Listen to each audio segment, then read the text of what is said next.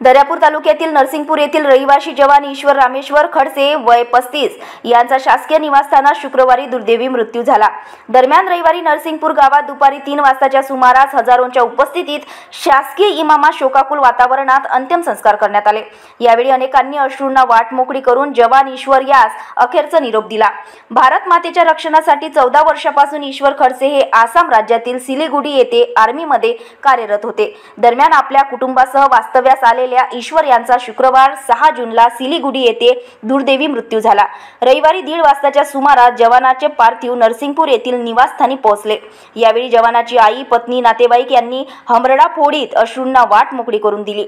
शासकीय वाहनातून अंतिम यात्रा शेत शिवारातील स्मशानभूमीपर्यंत काढण्यात आली। त्यानंतर शासकीय मानवंदना देण्यात आली व अग्नी देऊन अंतिम संस्कार करण्यात आले। यावेळी जिल्हा सैनिक कल्याण कार्यालय, विष्णू मोंडे, प्रशांत बळ, जीबी कोडसक, भारतीय भूतपूर्व सैनिक संघटनेचे तालुका अध्यक्ष मनोहर सरदार, महाराष्ट्र बटालियन एनसीसी अमरावती सुभेदार सुशील कुमार, CHM रामेश्वर जाधव, आमदार गजानन लवटे, रामेश्वर हांडे, उपविभागीय अधिकारी डॉक्टर रवींद्र कांडजे, तहसीलदार दर्यापूर नायक तहसीलदार प्रमोद काळे, इंजिनियर नितेश वानखडे, साहेबराव वाकपांजर, मोहन बायस्कार, अंकुश वाकपांजर इतर उपस्थित होते।